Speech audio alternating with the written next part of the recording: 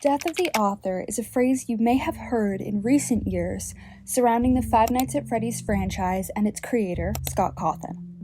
This phrase seemingly pops up most often when theory crafting, and it is often used as leverage for speculation that does not necessarily align with the story we presume Scott is telling. So, let's begin with a brief lesson on the concept of death of the author and its counterpart, authorial intent. Actually, we're gonna begin with authorial intent. Sorry. I promise we will get to our end goal much quicker this way. Authorial intent is described by Wikipedia as follows. In literary theory and aesthetics, authorial intent is an author's intent as it is encoded in their work. Authorial intentionalism is the hermeneutical view that an author's intentions should constrain the ways in which a text is properly interpreted. Opponents, who dispute its hermeneutical importance, have labeled this position the intentional fallacy and count it among the informal fallacies. I know not everybody is a Wikipedia enthusiast, though you really should be, so here are some corroborating definitions from a fantastic resource called Aphorisms on Intent by Jeffrey R. Wilson for Harvard. We will be referring back to this work multiple times throughout the definition of these two concepts, so I will have it linked below alongside my entire informal work cited. He defines authorial intent alongside audience experience and says, quote, "Think of the literary event as having a grammar, with nouns and verbs, with subjects, actions, and objects. Just as there is a layer of action between the subject of the author and the object of the text, call this action intent, there is another layer of action between the object of the text and the subject of the reader, call it experience. AKA, there is always a gap or layer between intent, the product, and the reception. The intent Mr. Wilson is referring to here is the author's direct work in creating the piece of text. And for the sake of clarity, I will be referring to all official FNAF media as text, a media studies concept. I'll include in my work cited a reference work on media as text if you're interested in why I will be using this word. Directly after this definition, Jeffrey Wilson defines, quote, the intentionalist thesis. According to the intentionalist thesis, meaning equals intent. From this perspective, interpretation is the search for the author's intent. Essentially, the meaning of any given work is the intent of the author, a deliberate act or creation, not a side effect of the process of making a work. Operating under this theory, any attempt to interpret the meaning of the work is truly an attempt at finding the author's intention. This is what I am referring to when I talk about authorial intent and its place alongside death of the author, as the two schools of thought often find themselves being diametrically opposed. Here is the second part of the Wikipedia definition, which will be important as we shift into the death of the author concept. There are two types of intentionalism: actual intentionalism and hypothetical intentionalism. Actual intentionalism is the standard intentionalist view that the meaning of a work is dependent on authorial intent. That's what we just talked about with the intentionalist theory. Hypothetical intentionalism is a more recent view. It views the meaning of a work as being what an ideal reader would hypothesize the writer's intent to have been. For hypothetical intentionalism, it is ultimately the hypothesis of the reader, not the truth, that matters. Hypothetical intentionalism leads us smoothly into our discussion of the concept we are truly concerned with here: death of the author. For a little bit more lead up, let's read Wilson's definitions on a few more key terms. Access to authorial intent. A text means what its author intended it to mean, but the fact that the author controls the meaning of a text does not mean that we as readers, critics, and scholars have access to that meaning. The inaccessibility of authorial intent. As a rule, an author's intent is inaccessible. Intent as a creation of experience. The author's intent is, and always has been, a construction of the reader's experience with the text. Paradoxically, the intentionalist thesis could be called the experientialist thesis.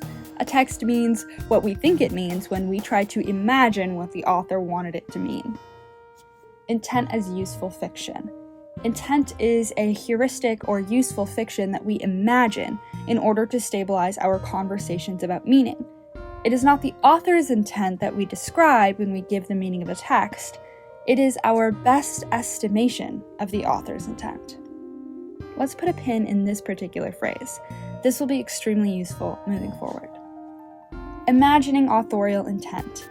When we experience a text, our experience is that of trying to imagine what the author's intent is. The unavailability of the author's intent, 1, does not indicate that no intent exists, and 2, does not prevent us from attempting to imagine what it was. The gaps between intents and texts.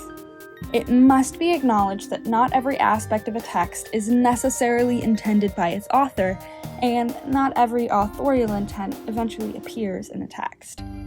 We will also come back to this phrase. And finally, the man of the hour. The death of the author. This moment, here he is referring to the inaccessibility of intent.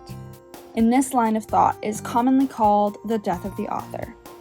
To say that the author is dead is not to say that the concept of an author is absurd. The author still exists. The existence of a text still demands the existence of an author. To say that the author is dead is simply to say that the author and his or her intent are inaccessible to the audience of a text. But here's what people really mean when they use this phrase in FNAF theory crafting. After the death of the author. What is the situation for interpretation after the death of the author? Is interpretation possible? Can a text mean whatever you want it to mean? Is one interpretation of a text necessarily just as good as another? At the risk of diving too deep into critical media analysis, we will pause here. Again, I'll have this resource linked below. It's fantastic. One of the big difficulties of engaging with a text or franchise on this large of a scale is that conversations surrounding the text tend to lack nuance. It's understandable. You want people to be engaged enough to hear out your conclusions, so oftentimes some nuance is skipped over in favor of having a strong, easy-to-communicate opinion or theory. However, this tends to create a pretty strong divide that has a serious impact on the nature and competency of our theories and interpretations of FNAF. People like to sit firmly in one camp or the other. Either every decision and errant pixel was an intentional addition from Scott Cawthon, and we need to view the conclusion of a set of hints or story beats as if we were seeing it through Scott's eyes or getting into his head ourselves, or Scott's original intention doesn't matter at all because the work isn't his anymore. It now belongs to all of us, in a matter of speaking. The work has left his hands, and now it will always be viewed and interpreted and understood by others, and so maybe we shouldn't consider his intention at all. Maybe we should just make the pieces fit the best we can. Except both of those lines of reasoning are flawed with this franchise. Scott clearly has and had a vision for his story. There is some grander explanation that only he knows, and he makes these games and external pieces of media to try and lead us all to that explanation, though sometimes it feels like he doesn't really want us to get there at all. However, we also know that Scott has changed course because of fan interpretation and speculation.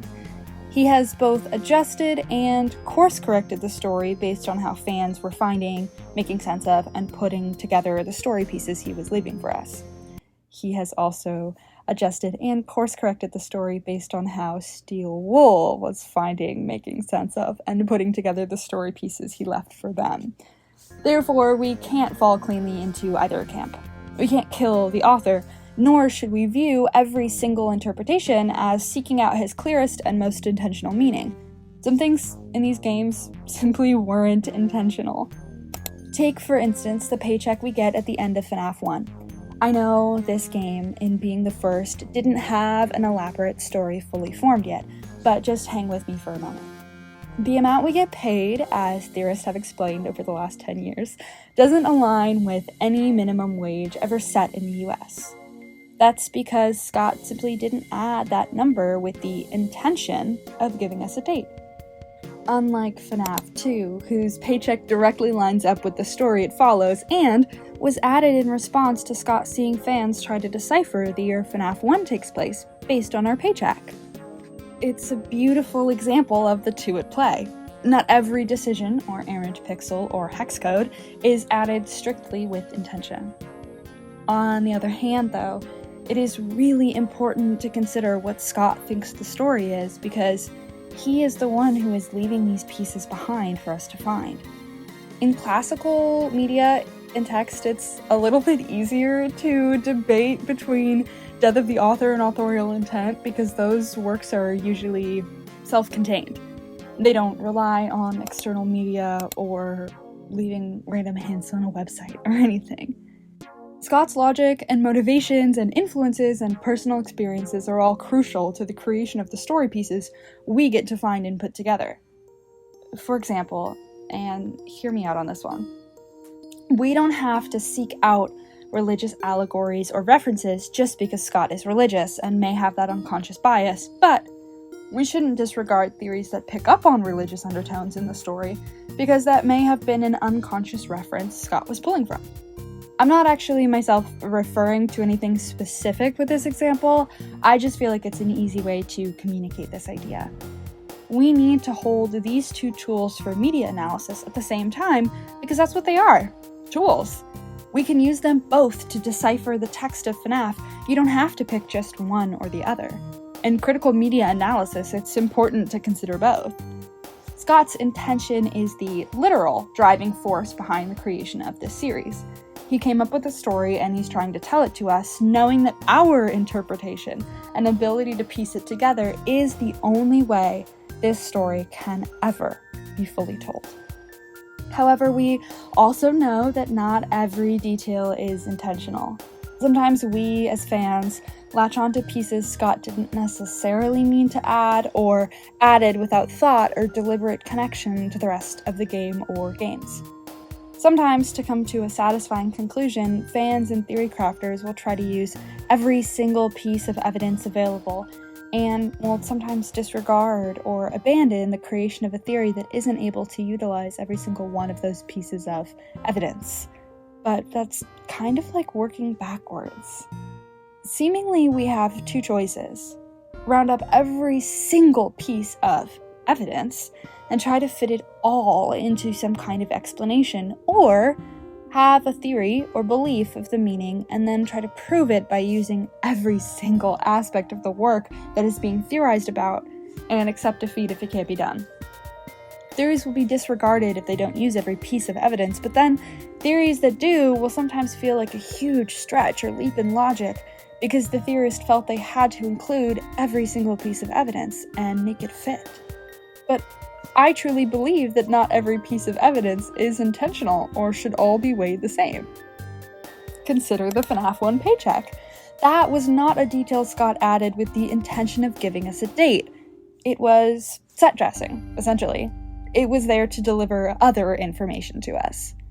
It seems like, with what we know now, there's a good chance it was an estimation or vague recollection based on his own life experiences. However, we took that number and ran. We built a house out of sticks that were given to us with the intention of building a fire, so to speak. But when Scott saw this and realized how we used the pieces he gave us, both intentionally and unintentionally, he changed course. The FNAF 2 paycheck aligns intentionally with the year the game is set. Some pieces are still added to this franchise without clear and direct intentional connection. Take, for instance, Bronwen's phone in the week before. Random, I know, but stay with me here. The phone pictured is a vague idea of what a cellular phone may have looked like during the time period we think FNAF 1 took place. The details of the phone, like battery life on standby mode, were likely not facts researched and chosen intentionally by Scott, likely because to him, those details didn't matter. Candy Bunny has a great video on when she believes FNAF 1 took place, which I will link to below, but towards the end, she says this. And finally, the phone. The phone has a few elements to discuss separately. The inclusion of the mobile phone must put FNAF 1 after 1983. At the bare minimum, Cawthon and Myers must have googled when was the first mobile phone. This is very strong, but also irrelevant because we know FNAF 1 takes place after 1983. The battery life of mobile phones is less strong evidence. I know from my own research how difficult it is to find some of this information from a credible source, which leads me to believe that, like the FNAF 1 paycheck, the phone was likely the result of Cawthon or Myers' own memory of mobile phones in the late 80s or 90s. I find it very unlikely they thought of how long the battery would last on standby, and if they did, they likely concluded they didn't need to bother with accuracy there because this is an alternate universe where the fun times existed in the 80s. They probably had some better battery technology in this universe. In my opinion, Candy Bunny hits the nail on the head with this conclusion. Sometimes we attribute a lot more forethought or connection than we maybe should to some of the pieces we are presented with throughout Five Nights at Freddy's as a text. Sometimes details are simply added to flesh out a world or make it feel a little bit more alive, or as a convenient plot device, not to tell us something exact or direct. Sometimes finding an exact meaning is not useful because it was never there. Sometimes accuracy isn't important to the final conclusion, and that's okay. Scott has adapted his storytelling style to fit the inclinations and instincts of theorists and the kind of details we often pick apart. That's not to say everything we gravitate towards will have a meaning or fit cleanly, but for the most part, the development of this story has been a back and forth. Scott has presented a work with a meaning based on his intentions. We have taken it and tried to find meaning ourselves without knowing his intentions.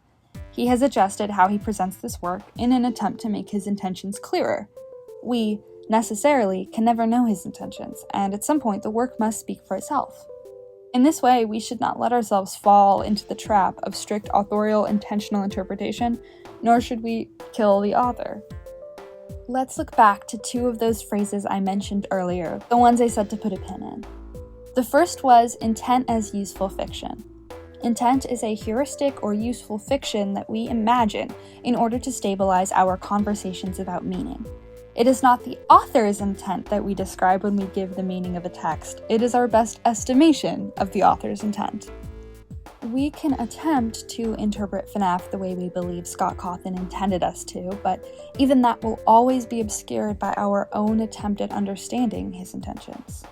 The second is the gaps between intents and texts. It must be acknowledged that not every aspect of a text is necessarily intended by its author, and not every authorial intent eventually appears in a text. For this, I'd like to bring in an example from each half of that definition.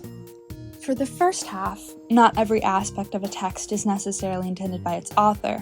I'd like to look briefly at the Tales from the Pizzaplex book, Haps, and the story within it, B7.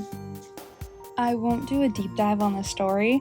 The only context I feel is necessary for this part is, the story is about a guy who genuinely believes he is an animatronic. As an adult, he gets many surgeries, including the removal of his limbs to better align with the fact he believes he is an animatronic, and, spoilers, at the end he finally realizes he isn't an animatronic and kills himself. This story was latched onto by some fans over concerns of the moral being transphobic or mocking the experiences of transgender people.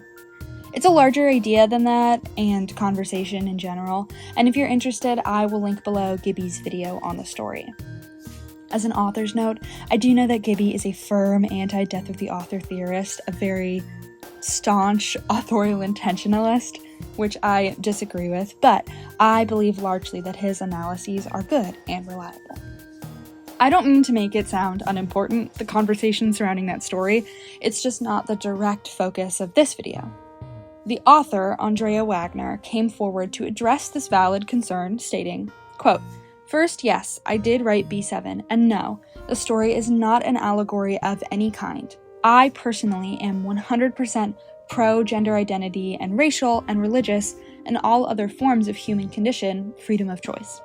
Not one single second or fraction of a second when I was writing that story did I even think about transgender people or any other kind of people. I just took Scott's ideas and wrote the story he wanted written. Second, I can't speak for Scott's views on anything because I honestly don't know what those views are. But I can say, in all the time I've worked with him, he's made it very clear that he never wants to put in his stories anything that could be construed as a commentary on anyone's gender identity, race, religion, or any other human choice. Bottom line is that if some people are reading the story that way, they are reading something that wasn't put there intentionally or even subconsciously because those feelings and thoughts simply don't exist in me. That's not the full quote, which I will link below, of course, but it's the part that matters here. Specifically, quote, bottom line is that if some people are reading the story that way, they are reading something that wasn't put there intentionally or even subconsciously because those feelings and thoughts simply don't exist in me. This is the idea of the gaps between intents and texts. It must be acknowledged that not every aspect of a text is necessarily intended by its author. For the second half, not every authorial intent eventually appears in a text. We can look to many things Scott has mentioned over the years, but namely in his second dawko interview, when talking about the box, Scott says this. But then sometimes when things do progress, the roads aren't always the same roads as the ones that had been planned before.